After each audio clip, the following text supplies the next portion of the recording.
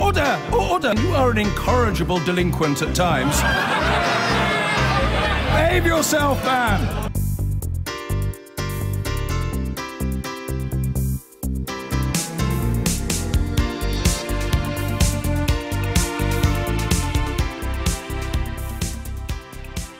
Now, as I said, a head-spinning morning for news, lots going on, but the papers have more or less decided what the main story is. There's the Sunday Telegraph: corrupt Russians face UK visa ban, suggesting the Magnitsky Act, which is a tough American-Canadian act against misbehaving Russians, is going to be applied in Britain.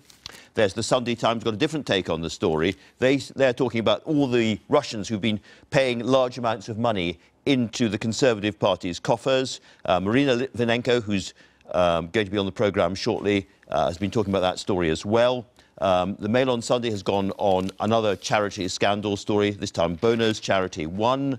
And then, interesting, I keep attacking the red tops in this programme for not doing serious stories on the front page. Lots and lots of people with their clothes off instead. But, sir, shout out to the Sunday people. 8 targets on Putin's UK hit list. They have identified another 8, mainly Russian people, who they think are going to be next. This is the beginning of the story, not the end. And there's the Sunday Express. Spy poison was in a parcel, they say. Was it in Zizi? Was it in a parcel? Was it in flowers? We'll talk about that much more. And then there's the Observer, following International Women's Day, have a story about top-paid men outstripping women by 4 to 1. Shock figures reveal. Not Carrie Gracie, but an actor on the front page of the story for once. OK, you are beautifully coordinated. Thank you very much. This is Tangerine Dream. Tangerine Dream. But we're going to start off with the Russian story. Yes, Andrew, look, it's... Every paper seems to have a different take on this. As you said, in the People, they've got a former Russian spy who says that the Russians tried to poison him. He's all over the People with these other spies that he says are on the hit list. They say it was in the restaurant. The poison was in the restaurant. The Sunday Express says the poison was in a parcel that was sent to his home. The Mail on Sunday says it was in the flowers by the grave. So I guess the one thing we can learn from all this, no one has a clue. But what really strikes me about all of this, we've got the government saying, you know, we're doing a fantastic job, that, you know, we're taking this all really seriously. Why then, when a known double agent, former Russian spy, was found with his daughter frothing at the mouth on a park bench in rural England with his daughter beside him, didn't an alarm bell go off? Why didn't someone say, you know, maybe we should actually get someone in, this may be a poisoning? I mean, it just took days, didn't it? It took days. It was something like 5 days before they got the army in to even take that ambulance away that he was carried to the hospital in. It just seems insane. And in terms of the political response, 2 big front-page stories, one the Sunday Times, one the Telegraph. The Sunday Times focusing on all the money, as I was saying, going into the Conservative Party's coffers from prominent Russians. Yeah, you get a very different impression of the government's response to Salisbury if you read either of these papers. The Sunday Telegraph basically saying that they're going to, you know, make it harder for people to get visas with the Magnitsky Act that you were talking about. Although, frankly, if someone's guilty of an extrajudicial murder, you'd like to think that it would be quite difficult to get visas. But yeah, the Sunday Times, totally different approach to this. This is about the government's links to Russian oligarchs and the amount of money that has been given to the Conservative Party in particular. When Theresa May first came into power, aides said that she would sup with a long spoon when it came to Moscow. Well, it turns out that the long spoon was quite effective at getting quite a lot of money in, £826,000 from Russian-linked supporters since July 2016.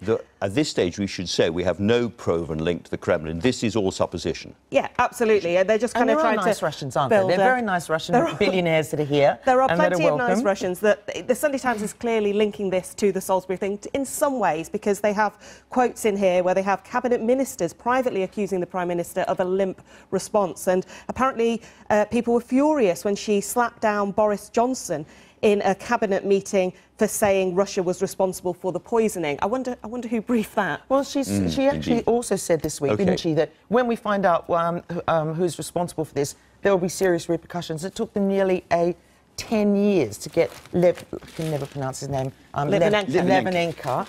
And, you know, by that time, they're planning to ban going to the World Cup. We'll have played in Russia, we'll have played in Qatar, before they've even decided if it's state-funded. And as you say, but we're not sending a junior minister. That will scare them. Tracy that will scare them. OK, next story, please, chaps.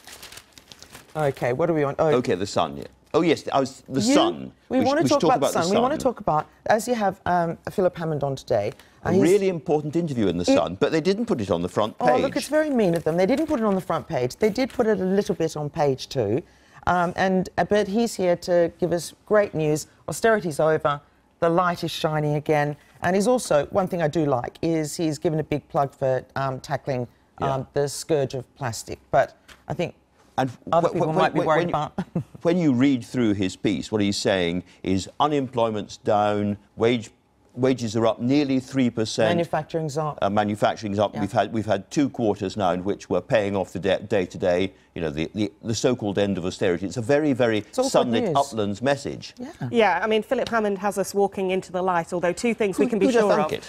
Well, one thing we can be sure of, he's not going to switch the light on Tuesday, because if expectation management is to be believed, he's going to do hardly anything at all when it comes to the spring statement. But also, before the light, quite a lot of darkness. This story here in The Observer about millions of families basically facing the deepest benefit cuts in years. These are things that have already been announced but are coming into action this year, and they're going to hit 11 million families, many of them the just about managing group that the government says it wants to help. And I do think you have to be careful with the language you use around austerity. More than one politician has got in trouble previously for suggesting that we're about to start prancing into the sunny. Absolutely. I don't think he's going to be all that prancing today, do you? I think it'll be more... We'll be watching and hoping for a bit of prance. I would like some prance.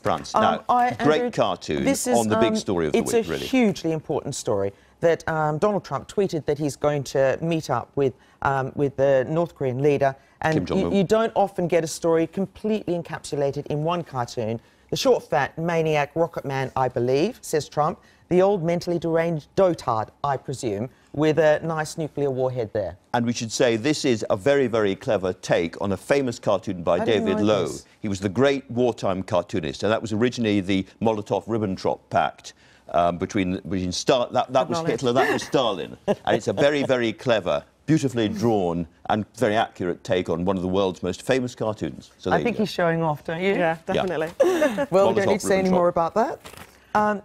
And then this is back to domestic politics, but I love this. You know when you use WhatsApp and you think that it's really quite private? Yeah. Well, it turns out that it doesn't always work that way. This is a massive leak to BuzzFeed of the WhatsApp messages between the European Research Group, which is essentially the Tories' backbench Brexiteers, and it starts off with their response when Anna Soubry, ardent Remainer, essentially said that Theresa May should fling them out of the party. And I love this. Ian Duncan Smith, former leader, you can just imagine his tone on this, comes in. My suggestion is that colleagues should not engage in this. Although immediately they engage. We have a message here from Anne Main, the MP for St Albans, who basically says she wants a badge with 35 stars, which is the number that Anna Soubry said there were of Brexiteers, a pair of swivel eyes, and I shall wear it with pride. And then a few minutes later, she added, stay focused, we march on to win. And don't forget, they're not a big fan of Philip Hammond. They actually repeatedly call him Philly No Mates. Very, very mean. But this is what this is one of those what they are really thinking stories. They come onto programmes and they're very, very restrained in their language. Between themselves, they're furious. Yeah, and they even have agreed to, you know, lines that they're agreeing to take. And they're really furious about some of the things Theresa May has done. Really furious about the idea that EU citizens will continue to have free movement during transition. It's really quite telling. And as it's a Sunday morning, you're not reading out some of the more abusive bits that swear words. We're not having any of them. So that's divisions on the Conservative side of the divide, but there's a lot of it as well about this titanic struggle going on in the Labour Party for the General Secretaryship with John Lansman, creator, I don't know if Momentum has leaders, but creator and co-leader of Momentum on the one side, and then the Unite candidate on the other, Jenny Formby. So it's unions versus the mass movement is the challenge facing the Labour Party. Yeah, groups which you thought were on the same side. But, you know, the leadership appears to be more backing the Unite candidate in this. But John Lansman clearly wanted to throw it open. I thought it was quite nice. He suggested that female members of the Labour Party should feel free to come forward and put their names forward. And now there's a kind of inspired by Lansman hashtag with loads of women applying for the role. So let's see where that goes. It's a genuinely interesting problem for them in a sense, because the unions have always been at the heart of the Labour movement right from the start, and yet they've now got, I think, the most successful mass membership party in Europe, and they want to give those people something to some power. And they're isolating them. Well, that's what John Landsman's background to this is, that he believes that the members should have the power. Yeah. Politicians fighting like rats in sacks. No surprises. There's a new story. OK, what next? Do you want to do dogs? Yes, let's do dogs. Oh, I think on a Sunday morning, it's just Crufts is on at the moment, and it's completely captivating. I mean, although when you see these wonderful animals just sort of, you know, running along with all their beautiful fur flying around, this is what the poor little guys look like beforehand. I mean, I wouldn't even do that to myself to get back my hair looking good. Would you? Not. No, indeed. But it's worth the watch, and I think the final might even be tonight. You've got a very interesting story there about a graduate suing, I think, Anushka. Yeah, this is really interesting. So essentially, this graduate, who was from Hong Kong but is now living in London, came and applied for a degree at Anglia Ruskin University. And one of the promises in the prospectus was you're going to have massive opportunities for employment afterwards. Well, she has concluded that it was in fact a Mickey Mouse degree, and she doesn't have all those opportunities, and she's actually suing the university because, and this is the thing that's changing, students essentially are seeing themselves as customers now and saying, am I going to get what you are promising? If she's actually saying my degree wasn't tough enough. It wasn't tough enough. And, you know, there's a quite interesting bit here where she says, the claim includes allegations that one lecturer arrived late for lessons, finished early, and occasionally simply told students to self-study. But So I thought universities were all about self-study. Okay. So Amazing. Just as we finish, it was International Women's Day, but today is Mother's Day. This is a wonderful Mothering Sunday. This is wonderful. Gary Oldman, you know, fresh from his Oscar win, he's with his mum on Mother's Day, and I think the lovely thing about him is it's not just that he goes on about his mum as he did in his speech. When he moved to America, he brought her over with him. The last few years when she got really frail, she now lives with him. That's the way to treat your mum. Did you remember to send your mum flowers? I did. Thanks, Mum. I did. She got them. I know that, so I'm all right this year. Time to stick the kettle on. Thank you both very, very much indeed. Now, the shocking attempted murder of a former Russian spy and his daughter in Salisbury posed the question whether he was behind it and how much of a danger to our way of life he poses. Then, a demagogue who's supposed to be on our side launched a trade war, saying he'd exempt friends from new tariffs on steel and aluminium.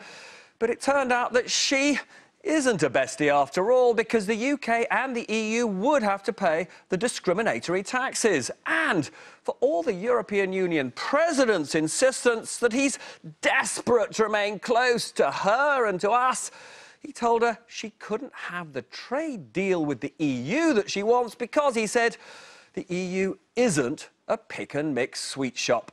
Now, after all that, Allegra Screeny, and whatever the Prime Minister said to ITV, I think she deserves a night off with her girlfriends, don't you? Don't be ridiculous. She doesn't have time for that. I barely have time for that. This is Budget Week, except it's not really Budget Week. They've downgraded that statement to be just a little financial statement, a modest thing. But nonetheless, in The Sun this morning, we have the Chancellor telling us that there is light at the end of the tunnel on austerity and, well, that the deficit is now done. But more of that later. Instead, all eyes are on that Wiltshire whodunit and what on earth happened in Salisbury. The Sunday Times has turned its attention to the amount of Russian money swilling around in the Conservative Party on the Andrew Marr show just now. Litvinenko's widow has suggested that if there's Russian money in the Tory party, Theresa May does need to get rid of it. Now, inside this story, poor old Theresa May is under pressure from her own ministers for a limp response to the poisoning scandal. Down here, this paragraph is interesting. Her more bellicose cabinet ministers, Boris Johnson and Gavin Williamson, are wanting a tougher retaliation against Putin. She apparently slapped them down in cabinet on Tuesday. But you can see here that it is all you out there are talking about. These are the news stories most noticed out there, and Russian spy poisoning looming large, 37%, dwarfing Brexit and Donald Trump. And then this translates across to the Houses of Commons. Again, Russia being mentioned a lot. Now, we have crunched the number of mentions of Russia and the Soviet Union in the House of Commons since going back to before 1940. Luminous, nasty red line there is the number of mentions for Russia. You can see during the Second World War, mentioned a lot. Then, as the name has changed, Soviet Union, during that vast expanse of the second half of the 20th century, Cold War mentioned an awful lot. And then, now, here, 2014, Russia invasion of Crimea, and it peaks back up. Then it recedes, and now we are only 2 months into 2018, and already MPs inside the House of Commons are mentioning Russia an awful lot. Now, for developing this tool, for allowing us to crunch what's discussed inside the Houses of Parliament in this way, Giuseppe Salazzo, this is for you.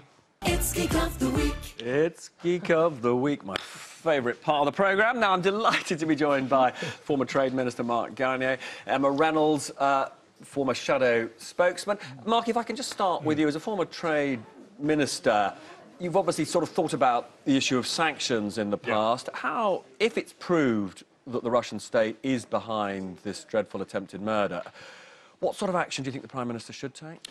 Well, there are certainly plenty of actions you can take, and sanctions is one of them. And, of course, we have to be outside the single market and outside the customs union to be able to do that unilaterally by ourselves. So there is a sort of problem here, isn't there, that it's very hard to take action outside of the EU. Does that sort of indicate part of the cost of leaving the EU, do you think? What, in terms of...? Well, in terms of, you know, some people would say one of the problems with Brexit is we will have less clout in these sorts of situations. Oh, I see what you mean. I think most reasonable people would want us to be able to take our own decisions about who we levy sanctions against, rather than necessarily being part of a sort of wider bloc. I mean, we don't want to be 1/28th of the decision to make sanctions when we feel very strongly about a particular... But we can't do it on our own now anyway. We're going to have to persuade... We're still in. Exactly right, yeah. But absolutely. At the same time, by being one of the leading voices for sanctions against Russia, we've pushed for 28 member states to put quite tough sanctions on Russia. But we can do more, and we should have done more years ago.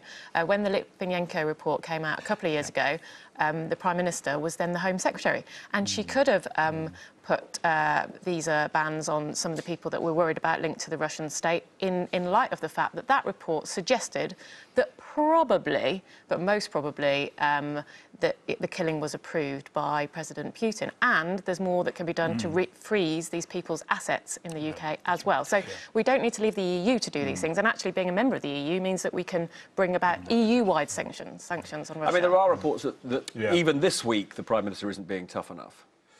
Yeah, I mean, I think, look, I mean, you know, I take the view that what Amber Rudd is doing on this is absolutely the right thing to do, which is if you're going to be tough, you've got to be tough with good, solid evidence that it's the right thing to do. And we don't necessarily want to go off on some sort of hypothetical conspiracy theory, you know, sort of idea and assume that it was definitely Russia. I mean, it points to Russia, and don't get me wrong, but as I say, if we're going to do something which is going to affect people's lives, and trading sanctions do actually affect individuals' lives in the countries that we do. And just very briefly, because we'll have plenty of time to talk about this later, but just a very brief question to you, Mark. Quite a lot of talk in the Sunday Times, for example, about money that's been given to the Tory party from Russian sources, and question about whether you, as a party, should give the money back. What do you think?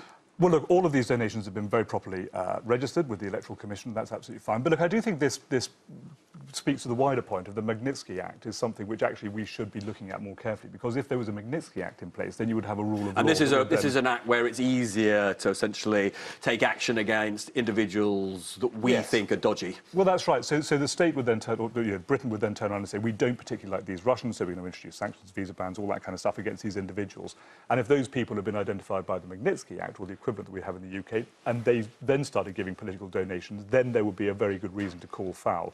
But until that point, if they've been cleared under these various acts, then actually, you know, if the state, if Britain approves with them, then that should be fine. Let's take a look at what's leading this Sunday paper, starting with the Sunday Express. It claims that Sergei Skripal and his daughter Yulia could have been poisoned by a parcel sent to his home last weekend. Here's the Sunday Times. It says that Theresa May is under pressure to return Russian donations of more than £800,000 as ministers accuse her of a limp response to the nerve gas attack. The Sunday Telegraph reports that Russian officials involved in corruption and human rights abuses face UK visa bans under sanctions agreed by the Foreign Secretary Boris Johnson. The Observer says scandalous figures show there are almost 4 times more men than women in Britain's highest paid jobs. And here's the Mail on Sunday. It leads on claims of bullying and intimidation at a charity set up by the U2 singer Bono. The charity's president said she is troubled by the claims and accepted there was bullying at the organisation. Well, joining me to discuss all that, excuse me, senior political correspondent at The Times, Lucy Fisher, CEO of Best for Britain, Eloise Todd, and the Telegraph's Brexit commissioning editor, Asa Bennett. Warm welcome to all of you this Sunday. Let's get cracking, shall we? Lucy, it's been a focus of the show. I imagine it's going to be a focus of pretty much every journalist working in Westminster for the next few days. This is a strange one, though. Remind us, Theresa May made it very clear that she wanted to redraw our relationship with Russia, didn't she? I think that's absolutely right. She made it clear that while David Cameron had accepted donations from Russian oligarchs, that I think she was going to distance herself from that, really crack down on any kind of corruption or links to the Kremlin. And it was interesting, actually, when she became Prime Minister, Bill Browder, the multimillionaire who's become this global activist lobbying against any corruption linked to the Kremlin, had sort of signalled really positively that she was going to be a lot more robust than her predecessor. And now it's come out that actually she's taken, £820,000 from Russian oligarchs, or the party has, and it's not a great look, particularly after the assassination of Alexander Litvinenko. We've known that the Russians have kind of made these sort of these crimes have taken place on British soil. That it doesn't look great that actually Theresa May doesn't really appear to have followed through with those early pledges. I wonder, Eloise, whether or not this is something to do with the fact that actually, despite the fact that we all in this bubble in Westminster obsess about the way in which parties are funded, I mean, do the general public actually care? I think when you look at things in the detail of this story, such as Theresa May received 6 times as much in 1 year from one particular donor when she was in office than David Cameron did in the previous 6 years, that could well be the Brexit effect. And we've seen things in the newspapers about the Russian interference in our, potentially in our elections and in our referendum. So I think it's more insidious than just these donations, and we have to ask very deep questions about all of that. And it would, presumably, given the fact that we are still debating what response we can give when we don't know that the Russians were involved in Salisbury and all the rest of it, I mean, this seems like a pretty easy way to kind of send a message, at the very least. I mean, certainly, and this is what Theresa May tried to get across in the early days when trying to contrast herself from the Cameron years. And, for example, one of the donors that's highlighted, Lyubov Chanukin, the wife of a former Putin minister, gave £160,000 to play tennis with Cameron. So this seems to be the ideal way to differentiate yourself, saying, I'm no longer going to play, tennis with these sort of people. You can't just pay for that sort of, access to the delights and jollies like that.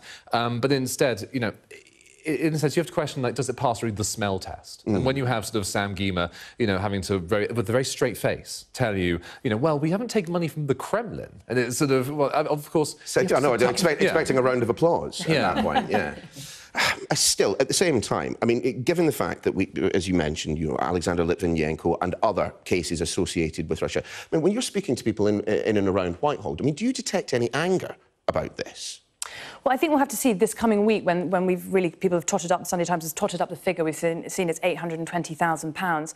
I think people will be concerned about potentially the hypocrisy. The government's gone a long way last year with the Criminal Finances Act to introduce clauses to extend the government power to crack down on to give them more powers for criminal asset seizure, block visas for sort of dubious businessmen, particularly linked to the Kremlin. There's also new amendments tabled to the sanctions and anti-money laundering bill. So I think people will say, well, the government is putting down policy that will affect everyone else. Are they necessarily being quite as strict and as stringent and robust when it comes to their own party finances? But we had Peter Ricketts on the show just a few minutes ago, the first national security advisor with David Cameron. I mean, he made the point. There are things that you do and there are things you simply do not do in the diplomatic world. Well, the Russians have done it at the very least once that we know about, and potentially a lot more than that. I'm just worried that there doesn't appear to be a kind of a fury on the part of those who work at the FCO in Downing Street about what is happening on our soil.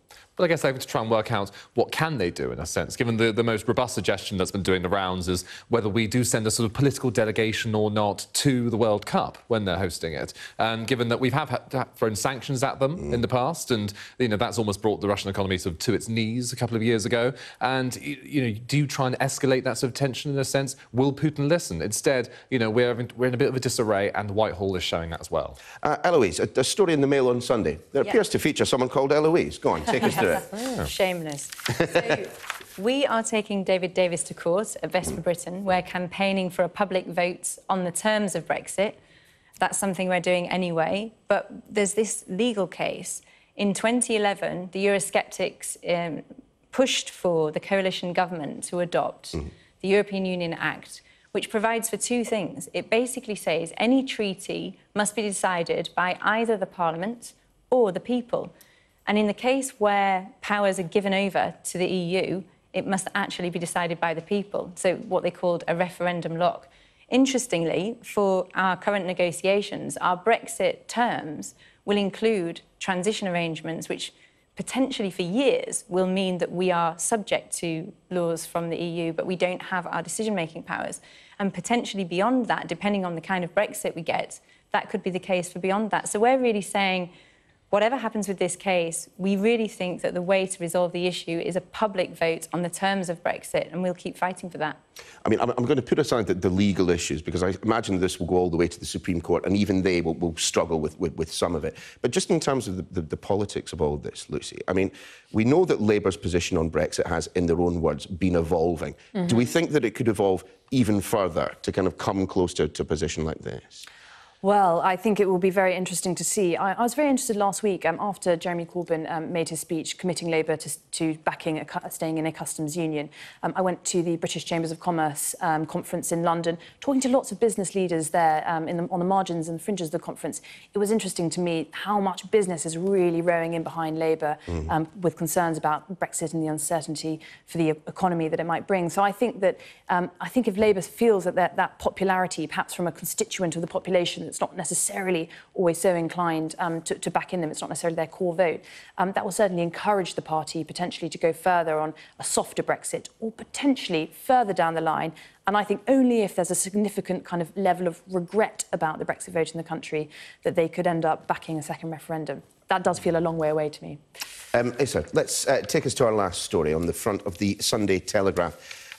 End for imports, but using Brexit. Yes, because basically the champions of celebritydom, Dame Judi Dench, Sir Andy Murray, Joanna Lumley, and loads of other figures, Sue Perkins, you name it, they've put their names to a letter urging Michael Gove to make use of the fact that we're leaving the single market to then ban fur imports. And the thing is, actually, the Environment Secretary's been very aware of these people, of their concerns, given that in the past, obviously today, he's in the press wanting to ban shock collars for, dogs and pets. And so this is really his chance, basically, to show that outside the EU, Britain can be a leader in animal welfare.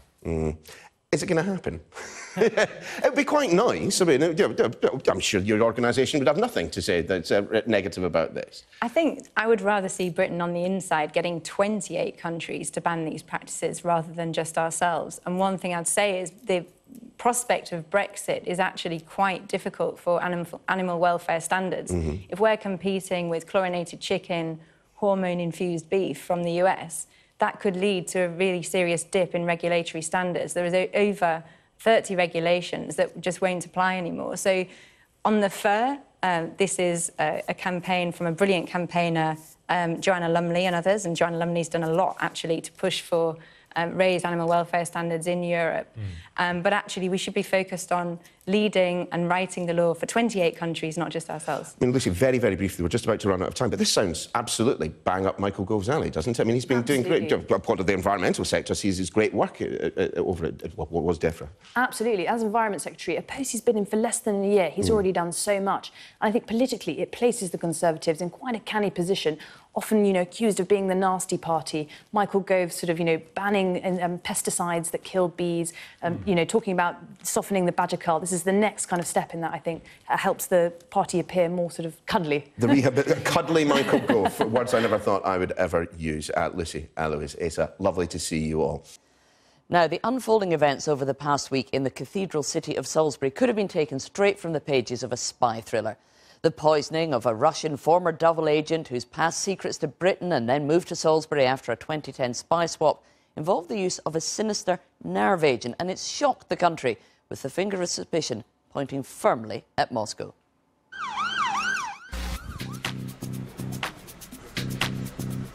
The big story of the week started in Salisbury after former Russian double agent Sergei Skripal and his daughter Yulia and the policeman who went to their aid all mysteriously fell ill. The cause? An as yet unidentified nerve agent.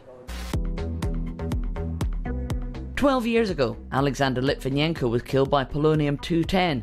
Was this more Russian foul play? Hi, Boris. Boris Johnson was quick to retaliate, saying there could be implications for this summer's World Cup in Russia. I think it will be very difficult to imagine that UK representation at that event could go ahead in the normal way. Did he mean the England team? The Prime Minister explained. The point the Foreign Secretary was making yesterday was that depending on what comes out in relation to the investigation into the attack on the two individuals that took place in Salisbury, that it might be appropriate for the government to look at whether ministers and other dignitaries should attend the World Cup in Russia. Boris Johnson. Russian state TV mocked the Foreign Secretary for his comments, but the government's firm language persisted. The use of a nerve agent on UK soil is a brazen and reckless act. This was attempted murder in the most cruel and public way. We still can't get through a week without mentioning the B word, as the Chancellor delivered the latest big Brexit speech. He's determined to get a good deal for the city. So I'm clear not only that it is possible to include financial services within a trade deal, but that it is very much in our mutual interest to do so. Perhaps unsurprisingly, the EU disagree. Also, when it comes to financial services, life will be different after Brexit. The EU had other things to worry about, though, as Donald Trump put forward his highly controversial plan to make American steel and aluminium great again. Surrounded by metal workers, the President signed proclamations to impose a 25% tariff on steel and a 10% tariff on aluminium imports into the US. The European Union has not treated us well, and it's been a very, very unfair trade situation. Claims of parliamentary bullying and sexual harassment hit the headlines, with some of the allegations going all the way to the top. Back in 2010, a woman called Kate Ems took up the position of John Bercow's private secretary. But she stood down from that post after less than a year. Her colleagues have told Newsnight that this is because Mr Bercow's bullying left her unable to continue in that job. Theresa May enthusiastically welcomed Saudi royalty to Downing Street this week. Mohammed bin Salman was even treated to lunch at the palace. Billboards sprung up extolling the Crown Prince's virtues. Supporters of the man they call Mr Everything say he is a great reformer. But protests surrounding UK arms sales were also highly visible. And with Saudi's intervention in Yemen ongoing, the visit angered Jeremy Corbyn. British arms sales have sharply increased and British military advisers are directing the war. It cannot be right that her government, Mr Speaker, it cannot be right that her government is colluding in what the United Nations says is evidence of war crimes. Clearly riled, Theresa May got her own back, calling Jeremy Corbyn out on the eve of International Women's Day. Can I thank the Right Honourable Gentleman for telling me that it is International Women's Day tomorrow. I think that's what's called mansplaining. We've got our three guests, Tom, Dia and George, here with me to discuss all of those stories. No mansplaining here, I promise, just some insight and analysis into what's really going on behind the headlines. The big story, obviously, of the week is the poisoning of Sergei Skripal and whether or not Russia were involved. A lot of people have been very quick to assume that President Putin sanctioned that this is a Russian state operation. Can we be sure about that, Tom? I think we can be reasonably sure, yes. I mean, clearly there's no physical proof to produce at the moment. I think by the certainly mid and certainly towards the end of last week, the government were in no doubt that this was ordered by the Russian state, and in particular Vladimir Putin, who, under the Russian state rules, has to sign off all foreign assassinations personally since rule change in 2006. The reason I think they are almost certain about this is, A, quite frankly, no one else has got the motive to do this. Who would want to rub out or do a wet job, as is known in spy terminology, on an old GRU colonel living quietly in Salisbury apart from Russia? B, not many people in the world have the modes of delivery to do this, to pass a nerve agent, chemical weapons, and deliver it onto Britain's streets, however it happened. But thirdly, and I think this is going to be the killer, is the scientific proof that it was extremely rare nerve agent that was used. It wasn't sarin or one of the more widely available things you see kicking around in places like Syria. It was a very, very rare particular type which has only been known to be produced in 1 or 2 laboratories in the world. One of them is the SVR's laboratory in Moscow, the Russian Foreign Spy Service. And what's absolutely fascinating is not just was Vladimir Putin responsible, it's why he wanted us to know that he was responsible, because he left such a massive calling card. And it's that which has been really bothering the intelligence chiefs and cabinet ministers over the last week. And Dia, I mean, we've just heard this morning from Sally Davis, the Chief Medical Officer. She's saying that traces of this nerve agent have been found in the restaurant where Sergei Skripal and his daughter were eating in a pub, and that 500 people who were there at the same time should wash their clothes and clean their possessions that were with them. They say there is only a very, very small risk, but there is a risk. Frightening news like that is what drives home to people why it matters that this is happening in the UK, isn't Absolutely. it? And there's so many questions around this, even before we go on to, who is actually doing this. That's very important. But there are also very important questions around how the whole thing has been handled. So it's been, 7 days now, and they're now telling, these residents, terrified, no doubt, to wash their clothes and possessions. And is that going to be enough? I mean, what exactly is this agent? If we're seeing people in, scary suits, laboratory suits, walking around and doing what they need to do, some sort of quarantine going on in some places. Is it just enough to say go and wash your clothes 7 days later? The communication around it, and I understand there'll be sensitivities around the whole situation, but the communication, I think, has been dire. It's been really quite woeful, and I think if I was living in Salisbury, I'd be very, very worried. And George, I mean, the UK government, once the investigation is finished and they decide whether or not they think that this was state-sponsored assassination, needs to decide how to respond. I mean, all we've practically heard of so far is the idea that some ministers and diplomats might not go to the World Cup in Russia. Presumably they're going to come up with something more than that. But what can the UK government do that the Russian state's going to care about? So the pressure you're getting now from some Conservative MPs, also from the Labour Party, is to introduce a British version of the Magnitsky Act. That was passed in the US by Barack Obama in 2012. It means it's much easier to freeze the assets of Russians suspected of human rights abuses or corruption and to expel them. But Britain is severely limited here, and I think it's worth us asking the question, why did Russia choose this moment to target Britain? We are set to leave the European Union. That's imposing huge burdens on government. It is stretching the government's bandwidth to its limit. And Donald Trump and the US, who we supposedly have a special relationship with, he's imposing tariffs on steel and hasn't made any particularly robust intervention over this, despite the fact he normally rushes to tweet when there's a terrorist attack on British soil after making quite unhelpful remarks. He hasn't really been standing shoulder to shoulder with Britain in this instance. There's even been a suggestion that this could come up at the next NATO summit in Brussels, because an attack on one member of NATO is an attack on all, and that we could be looking for some kind of coordinated response from international allies. Is that likely? It's difficult to see at the moment. I mean, Russia's strength here is significant, and Vladimir Putin, it's such a brazen act. Clearly, he doesn't feel that Britain has the capacity to respond. Last December, when we were short of gas, the one country we turned to for emergency supplies was Russia. OK, well, we'll be back with you to talk about all the other stories during the course of the programme. Well, the Chancellor has been out and about this morning, setting out his stall ahead of his spring statement on Tuesday. Here's what he told Andrew Marr.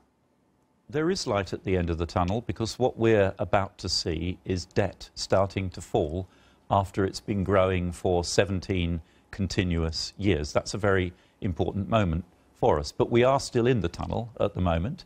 We have to get debt down.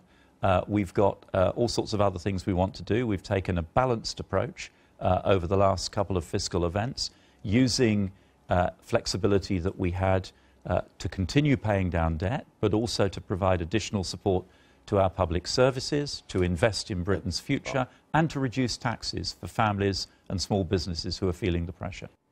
Also appearing on the Andrew Marr programme was the Shadow Chancellor, John McDonnell. He said the government's approach wasn't working. I think what he's done, very cleverly, to be honest, very cunningly, he's shifted the deficit onto the shoulders of NHS managers, onto the shoulders of head teachers, and onto the shoulders of local government leaders. And his own local government leaders, Conservative council leaders now, are saying, I quote his own council leader in Surrey, that they're facing a financial crisis because of the government cutback. So this isn't a matter of celebration. I think actually he should be coming into the real world, because as the Resolution Foundation have said in their reports today, 11 million people now, not just the poorest, but those just about managing, are going to be hit next month by the cuts in the support that they get through the benefit system. So this isn't a matter for celebration by any means. John McDonnell, the Shadow Chancellor there. Well, to unpick some of what we can expect in the spring statement and other stories coming next week, the panel are still with me. Georgie, we heard the Chancellor there saying there is light at the end of the tunnel. How much pressure does this put on him from his own side, let alone from the opposition, to start spending some more money? There's a really interesting split developing within the Conservatives. You've got those who say, now we've eliminated the current budget deficit, that's on day-to-day spending, we should take the chance to invest heavily in infrastructure, to give the NHS significantly more money, to spend money on schools, which was a big problem for the Conservatives at the election. And then you've got the fiscal Conservatives, those like Philip Hammond, who say, actually, debt is still 84% of GDP. We've got to start delivering overall surpluses so the government's not borrowing any money to get that down, because we face economic risks on Brexit. We know Philip Hammond doesn't take an optimistic view of that. And because of the pressures, for instance, of an ageing population. So even when things start to seem as if they're improving, you can't reduce the momentum. But yeah, it was really interesting listening to Sam Jima earlier on the programme. He was saying that talking to students on campuses up and down the country, they thought austerity was an ideological position of the Conservative Party, not a practical necessity, as the Tories have always described it. So if now we are reaching a point where there is potentially more money to spend, politically, would it be wise? I am uncertain that it would be politically wise, and it is because if the Conservatives fail to establish this narrative, which they've been trying to for quite a long time, but it seems like under Theresa May they've sort of abandoned it, this idea that living within one's means as a country is an end in itself, then I'm not sure what will actually separate them from the Labour ideology. So if they absolutely abandon this point that they have to be careful about how they spend their money, they could pledge, say, 10 billion at any one sector. The Labour Party will pledge 100, And if they cannot actually make that case that it is responsible to be spending money responsibly, because otherwise, if you don't pay off the debt, it'll just be higher taxes on future generations. Actually, if these students themselves or even their children, then they've lost that political argument already, haven't they? The defining political argument of this premiership of Theresa May's leadership is supposed to be for the many and not for the few. Are the fiscal messages that we're hearing from the Chancellor, do they relate to that, do you think, Tom? No, not in the slightest. You heard him on the Andrew Marr programme giving a receptacle slap in the face to Nick Timothy, the Prime Minister's former Chief of Staff, the author of the great Just About Managing speech on the steps of Number 10. And Nick Timothy is going into bat this week to try and beat up the Chancellor on behalf of the Prime Minister's behalf. So those tensions will remain. I think the Chancellor is even more, dare I say, anally retentive on the purse strings at the moment, simply because of the minority government. The Tories don't have majority in the House of Commons. That means any single minority interest, which you can scrape together roughly 10, 12 Tory MPs on, you can force the government into a U-turn. And they're piling up in mounds, from defence spending to there's another strong Tory bid, I imagine, coming down the line on universal credit, putting back the $3 billion into universal credit that was taken away. People like, IDS, Johnny Mercer, Heidi Allen, the sort of the socially conservative but touchy-feely end of the party. To the NHS, to tuition fees. I mean, every single one of these minority interests will want some sort of salvation. Now the Chancellor announces on Tuesday that we might have 10 billion more a year to play with after all because of higher tax takings. They're all going to come begging at his door. Now, usually, at this point in the programme, in fact, usually at most points in the programme, we're talking about the B word, Brexit, and it's not come up yet, but we can't ignore it, because although the news headlines have been dominated by the nerve agent poisoning in Salisbury, It has been a fairly big Brexit week, hasn't it, dear? Just remind us what's happened that we haven't been reading about. So we've heard Chancellor Hammond tell us that financial services will have to form part of the ultimate deal that we get from the EU, and we've also heard the EU's guidelines. They've also been published where they are unsurprisingly taking quite a hard line. So those two things have happened. Another interesting thing, and I apologise if this sounds a little bit fringy to people in the UK. There was a very interesting appointment that happened in the EU over the last couple of weeks, where Martin Selmayr, who was President Juncker's right-hand man, in a very surprise move, became the Secretary General of the Commission. And there's quite a lot of disquiet amongst the MEPs about this, from across the European Union, but also across political divides within the EU. And tomorrow they are demanding some answers in the European Parliament about this particular appointment, and we, the Brexit nerds, are going to be looking at it very, very carefully. It raises some very interesting questions around transparency and accountability within the European framework. And then the International Trade Secretary, Liam Fox, is off to Washington at the very time when the US President is threatening tariffs on steel and aluminium. And of course this is an interesting one for the British government, because Trump's laid it out there and said allies can come and make their case to be exempted from this, and Canada and Mexico have been. Of course we shouldn't be going separately as the UK because we're part of the European Union at the moment, but if you can cut a deal, how would that go down in Brussels? This is a fascinating test, because Conservatives like Liam Fox have said for years, once we're outside of the European Union, the advantage is we can cut beneficial trade deals with major economies like the US. And now he has the chance to test Donald Trump's words. So there's been lots of rhetoric from Donald Trump about, you guys are going to do great, you'll get a big trade deal. But in reality, he's always been a protectionist on trade. Is he going to make an exception for Britain? Does he think Britain is a significant enough ally and economy for that to be the case? If Liam Fox can get something, then it would be a significant win for the Brexiteers, in the context, of course, of whether Britain's going to leave the EU customs union or not. The government's postponed that vote because they were worried about losing it on the floor of the Commons after Labour's shift. If they can get a concession, then it would help. A potential win for Liam Fox there, but it's fraught with danger as well, isn't it? I mean, if he gets a deal, the EU will be furious, and that might affect the Brexit negotiations. If he doesn't, it'll be rather embarrassing. Well, I'm afraid the reality is he can't get a deal until 2021, and that's an awful long time away if you're living in Port Talbot working the steelworks there, because obviously we remain within the EU's tariffs, barriers, the tariffs regime until 2021, because that's what we've asked for. We wanted this transition. It won't end until December, New Year's Eve 2020.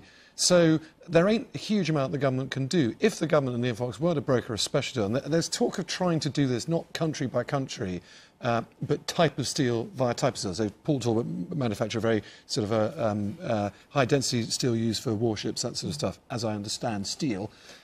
He could try and broker some sort of exemption for that, but it will infuriate the EU and encourage them to give us an even worse deal than nasty President Tusk is offering last week anyway. So absolutely, and I don't think Liam Fox, I'm afraid, is probably going to win this debate. The big story going on with the Labour Party at the moment, of course, is the election for their new General Secretary. And you've got John Lansman, the founder of Momentum, standing against Jenny Formby from Unite. So two characters from left. This isn't the left-right battle that we've been used to within the Labour Party, but two very strong, significant figures from the left of the party battling it out to take over as General Secretary. Does it matter which one of them wins and how this proceeds for the Labour Party? It does matter, because you've got two rival conceptions of what the Labour Party should be here. So the view of Momentum is that you need more powers transferred to members, giving members greater influence over policy. The trade unions still have half of the vote at the Labour Party conference on policy. That acts as a sort of a block vote. It gives the General Secretaries huge power. Then you've got others who say the Labour Party was founded by the trade unions. We're nothing without the trade unions. Of course, they have to be at the centre of the Labour Party, and therefore it's entirely appropriate that Jenny Formby of Unite should become the new party General Secretary. But this is a fascinating development in that the left have defeated all of their internal opponents, and it's now the split within within the new party establishment that's playing out. And some will draw comparisons with the Blairites and the Brownites of the past. And there are two rival visions here of what Corbynism should mean for Labour. With policy implications, Tom, I mean, is it going to make a difference to the direction of the Labour Party, or is this just about who it is that's in the top job? I think with small policy implications, obviously Momentum are generally about as far left ticket as you can possibly get at the moment in terms of signing up wholesale to Corbyn's nationalisation. The Union's reasonably left-wing under the likes of Len McCluskey with Unite, but not perhaps quite as hard left as Momentum. But I think it's more, as George was saying, the culture, who runs the party, who has control. And, you know, what's fascinating is watching the Labour moderates in Westminster this week. Moderate, you know, what we used to call ex-Blairite MPs. There's still a few of them around. And they had a grin from ear to ear, and one of them beautifully described it as predator versus alien. They're two terrible enemies eating each other, as, you know, the revolution always eats its children. But it's going to be a great battle to play out. My feeling is probably the Unions will win it because they really have the muscle. They have bigger numbers than Momentum at the moment. And talking of Labour moderates, it's being suggested that Harriet Harman might be interested in being the next Speaker of the House of Commons. She'd be the second ever female Speaker, of course, but John Bercow has been there for a long time, although there are allegations about bullying in his office have surfaced this week. Is there a potential opportunity, do you think, for a new Speaker? Yeah, it could be. I mean, what would be interesting to see is how these sort of bullying allegations, which are only allegations at this stage, play out. And it's being talked about quite a lot. And we know that we were talking about this in the Green Room, actually, that when Speaker Bercow took over, he did set himself a limit, which is coming to an end towards the middle of this year. Would that mean that he's now sort of leaving his job, which I think he's immensely enjoyed, but the MPs perhaps not so much on both sides? It would be interesting to see, you know, how that happens, and if it would be Harriet Harman, and how the Tory MPs are going to react to her taking on as well. Well, because the Tory MPs don't love John Bercow as Speaker. They don't like John Bercow. They also don't like Harriet Harman. There are Tory MPs who often like to mock her as Harriet Harperson. But for Harriet Harman to become the Speaker of the Commons would be a very significant moment, both culturally and politically. She's probably done more than any other MP to advance women's rights. And you can see why, with such concern about the harassment allegations and bullying now at Westminster, for Harriet Harman to become Speaker would be a very important development. It's Labour MPs, actually, who've propped John Bercow up. He long lost the confidence of his own side. If they start to turn on him, then his days may well be numbered.